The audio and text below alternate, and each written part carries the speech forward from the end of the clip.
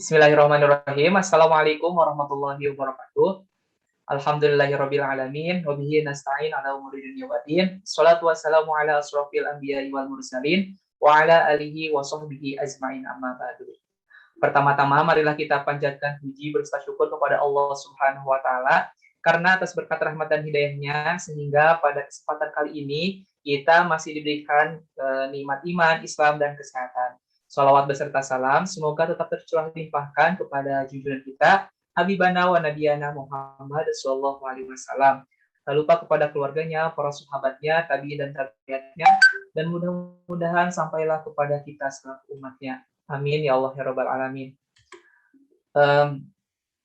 Terima kasih sebelumnya saya ucapkan terima kasih kepada dosen pengampu yaitu Dr. Randa Yuyun Yulianingsih MPD yang telah memberikan kesempatan kepada kita untuk membuat video presentasi tentang perkembangan moral dan keagamaan anak 2. Setelah kemarin yaitu membahas tentang perkembangan moral dan keagamaan anak 1. Boleh di share screen?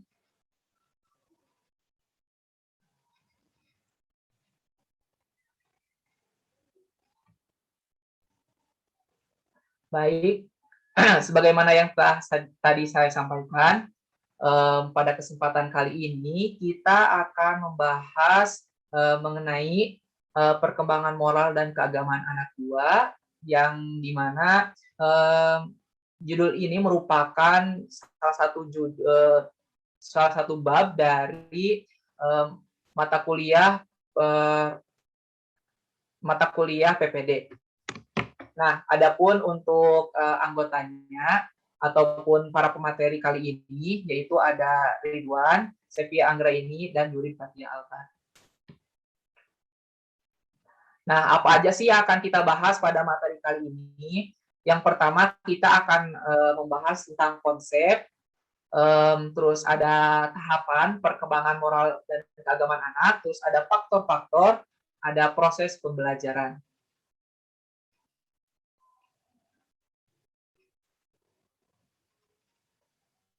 Nah, langsung aja mungkin ke pemateri yang pertama. Saya persilahkan kepada Kang Yuri. Ya, untuk pertama di sini konsep perkembangan moral dan keagamaan anak. Secara etimologi, kata moral berasal dari kata mos dalam bahasa Latin. Bentuk zamannya mores, yang artinya adalah tata cara atau adat istiadat. Dalam Kamus Besar Bahasa Indonesia, moral diartikan sebagai akhlak, budi pekerti, atau susila. Agama berasal dari bahasa Sanskerta yang terdiri dari a yang berarti tidak dan gam yang berarti pergi. Jadi secara bahasa, agama dapat diartikan dengan tidak pergi, tetap di tempat, langgeng, abadi, yang diwariskan secara terus-menerus dari satu generasi ke generasi lainnya. Untuk selanjutnya, konsep perkembangan moral dan keagamaan anak, perkembangan agama peserta didik dapat mempengaruhi perkembangan moral peserta didik karena banyak norma keagamaan yang menjadi acuan orang dalam bersikap dan berperilaku. Oleh karena itu, ketika membicarakan tentang perkembangan agama, pada saat bersamaan kita juga membicarakan tentang perkembangan moral. Next. Di sini, tahap perkembangan moral anak, menurut Kohlberg, mengemukakan teori perkembangan moral berdasarkan yaitu dengan pendekatan organistik yang artinya melalui tahap-tahap pengembangan yang memiliki urutan pasti dan berlaku secara universal. Di antaranya di sini ada 3 level ya. Level pertama yaitu moralitas prakonvensional. Untuk level kedua di sini ada moralitas konvensional. Level 3 moralitas post-konvensional. Untuk pembagiannya itu tahap pertama yaitu hukum, penghindaran dan kepatuhan. Yang kedua saling memberi dan menerima. Yang ketiga, ada anak baik. Dan untuk yang keempat, di sini hukum dan tata tertib. Yang kelima ada kontrak sosial. Dan terakhir, 6, yaitu prinsip etika universal. Next, mungkin untuk selanjutnya akan dijelaskan oleh rekan saya. Baik, bismillah. Materi selanjutnya mengenai tahapan perkembangan keagamaan anak. Adapun dalam pandangan psikologi agama, yaitu dalam buku The Development of Religious Children, perkembangan keberagamaan pada anak melalui 3 tahapan. Yang pertama yaitu the fairy tale stage atau tingkat dongeng. Hal ini ditandai dengan kesenangan anak-anak bercerita hal-hal yang luar biasa seperti kebesaran, kehebatan, dan kekuatan Allah. Yang kedua yaitu the realistic stage atau tingkat kenyataan. Ini tampaknya dengan mulai pahamnya anak-anak mengenai tentang wujud Allah sebagai sosok yang maha besar dan maha kuat. Dari sini anak-anak menyadari bahwa kepatuhan kepada Allah adalah suatu yang lumrah dan mesti. Kemudian yang ketiga, the individual stage atau tingkat individu. Tanda ini terlihat pada sensitivitas keberagamaan anak. Tahap ini dibagi menjadi 3 golongan. Yang pertama yaitu konsep ketuhanan yang konvensional dan konservatif, yaitu anak-anak takut akan kemurkaan Allah dan juga neraka, sedangkan orang baik akan dimasukkan ke surga. Adapun golongan yang kedua yaitu konsep ketuhanan yang lebih murni yang dinyatakan dalam pandangan yang bersifat personal atau perorangan. Golongan yang ketiga yaitu konsep ketuhanan yang bersifat humanistik, yaitu tandanya tampak pada pengakuan mereka akan pentingnya keadilan. Kemudian next.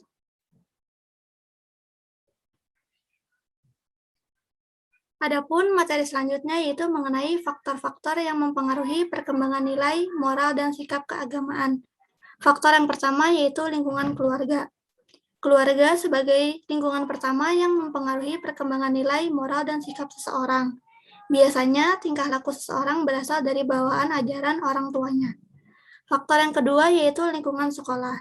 Di sekolah, anak-anak mempelajari nilai-nilai norma yang berlaku di masyarakat, sehingga mereka juga dapat menentukan mana tindakan yang baik dan yang boleh dilakukan. Kemudian faktor yang ketiga yaitu lingkungan pergaulan. Dalam pengembangan kepribadian, faktor lingkungan pergaulan juga turut mempengaruhi nilai, moral, dan sikap seseorang.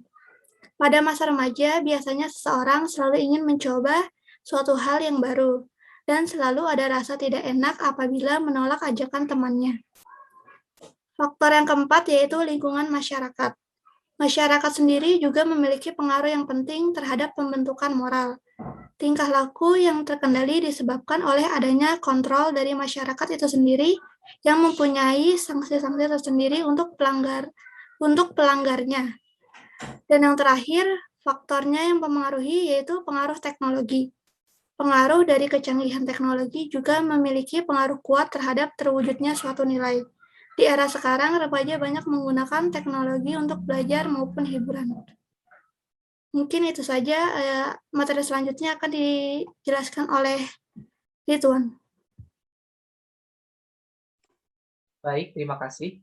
Untuk selanjutnya yaitu ada proses perkembangan untuk membantu perkembangan nilai, moral, dan sikap keagamaan anak. Nah, jadi berdasarkan sejumlah hasil penelitian, perkembangan internalisasi nilai-nilai khususnya pada nilai moral, terus nilai sikap dan keagamaan anak, nah itu terjadi melalui identifikasi dengan orang-orang yang dianggapnya model. Nah, pada umumnya orang-orang dewasa yang sangat simpatik, orang-orang terkenal, dan hal-hal ideal yang diciptakan sendiri. Nah, menurut Syamsu Yusuf, pada tahun 2007, menyatakan bahwa perkembangan moral seorang anak banyak dipengaruhi oleh lingkungannya, terutama orang tuanya. Nah, oleh karena itu, agar dapat berkembang dengan baik, sebaiknya keluarga, utamanya ayah dan ibu, memperhatikan hal-hal sebagai berikut. Nah, yang pertama itu ada konsisten dalam mendidik. Nah, ayah dan ibu harus memiliki sikap dan perlakuan yang sama dalam melarang dan membolehkan tingkah laku tertentu pada anak. Nah, ketidakkompakan orang tua dalam mendidik anaknya akan berakibat kurang baik terhadap moral anak. Biasanya anak bingung membedakan mana yang baik dan mana yang buruk, mana yang boleh dan mana yang tidak boleh. Patuh pada aturan ayah atau ibu dan lain sebagainya. Jadi intinya antara ayah dan ibu itu harus kompak. Nah, yang kedua yaitu ada penghayatan dan pengamalan agama yang dianut. Orang tua mempunyai peran dan kewajiban menambahkan nilai-nilai agama yang dianutnya kepada anak, baik berupa bimbingan ataupun contoh implementasinya dalam kehidupan sehari-hari. Nah, keteladanan orang tua dalam menjalankan moral keagamaan merupakan cara yang paling baik dalam menanamkan nilai moral keagamaan anak. Nah, untuk selanjutnya yaitu ada sikap orang tua dalam keluarga. Nah, dalam lingkungan keluarga terjadi proses peniruan atau imitasi. Anak merekam sikap ayah pada ibu, begitu juga sebaliknya. Sikap tetangga ataupun sekitarnya akan mudah ditiru oleh anak. Nah, sikap otoriter orang tua akan membuahkan sikap yang sama pada anak. Sebaliknya, sikap kasih sayang, keterbukaan, musyawarah, dan konsisten juga akan membuahkan sikap yang sama pada anak. Nah, jadi pada poin terakhir ini sangatlah penting karena anak akan meniru hal-hal yang ada di sekitarnya, baik dari sikap orang tua ataupun sikap dari para tetangganya yang ada di lingkungan sekitarnya. Next. Nah, mungkin jadi dapat disimpulkan pada pembahasan kali ini yaitu perkembangan keagamaan peserta didik dapat mempengaruhi perkembangan moral peserta didik karena banyak norma keagamaan yang menjadi acuan orang dalam bersikap dan berperilaku. Oleh karena itu, ketika membicarakan tentang perkembangan agama, pada saat bersamaan kita juga membicarakan tentang perkembangan moral. Nah, faktor-faktor yang mempengaruhi perkembangan nilai, moral, dan sikap keagamaan anak seperti lingkungan keluarga, lingkungan sekolah, lingkungan pergaulan, lingkungan masyarakat, ataupun teknologi. Nah, ada juga proses pembelajaran untuk membantu perkembangan nilai keagamaan anak seperti proses konsisten dalam mendidik, sikap orang tua dalam keluarga, penghayatan, dan pengalaman agama yang dianut. Itulah dia mungkin pembahasan pada kali ini. Mudah-mudahan bermanfaat dan bisa menambahkan wawasan dan pengetahuan kita khususnya pada perkembangan moral dan keagamaan anak dua. Barangkali teman-teman ada yang ingin ditanyakan, boleh dipersilakan dicantumkan dengan sesuai yang telah disediakan oleh PJ maupun dosen. Terima kasih atas perhatiannya. Wassalamualaikum warahmatullahi wabarakatuh.